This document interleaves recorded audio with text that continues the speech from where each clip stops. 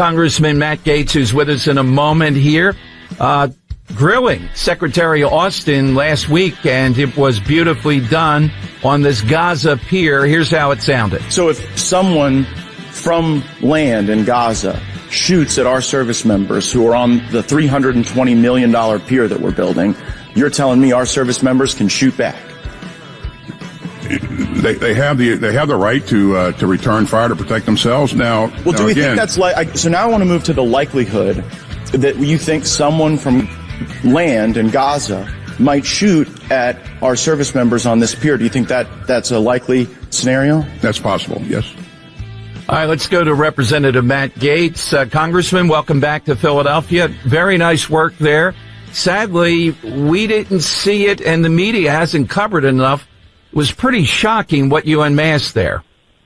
Oh, well, thanks so much for having me. Yeah, when Joe Biden tells the country that he doesn't want boots on the ground in Gaza, apparently what he excludes from that is if there are boots on a pier connected to the ground in Gaza, they think that is something that is a horse of a different color, a totally different dynamic.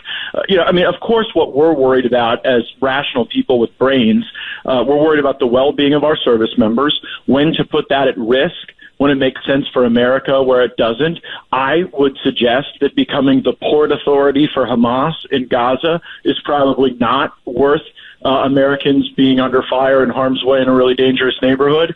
And I also think that we're right to really question whether or not this group can even tie their shoelaces. I mean, after the botched withdrawal in Afghanistan, right now we have 1,100 troops in the African country of Niger who are functionally trapped, being held hostage by the Nigeris, not allowed to have the troop rotation so they can leave. And it paints the picture of a world that is less safe abroad and more turbulent at home than when Donald Trump was president. What I loved about Trump is that he wasn't so predictable. Like, everything from Joe Biden feels like it's an essay question answer at the Georgetown School of Foreign Service.